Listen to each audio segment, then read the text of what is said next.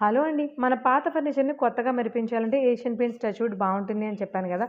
కొత్త వాటికి కొంచెం కాస్ట్‌లీ అయినా కూడా చాలా చాలా ఎక్కువ లుక్ వచ్చి 15 ఇయర్స్ వరకు గ్యారంటీగా పాలిష్ ఉండేటువంటి ఇంకొక పెయింట్ ఏంటంటే ఇదొచ్చేసి ఏషియన్ పెయింట్స్‌లోనే లగ్జరీ వుడ్ ఫినిష్ అనమాట. ఇది కొత్త వాటికి చాలా బావుంటుంది. దీనివల్ల వచ్చే షైనింగ్ మినిమమ్ మనకి 15 ఇయర్స్ వరకు గ్యారంటీగా ఉంటుందండి.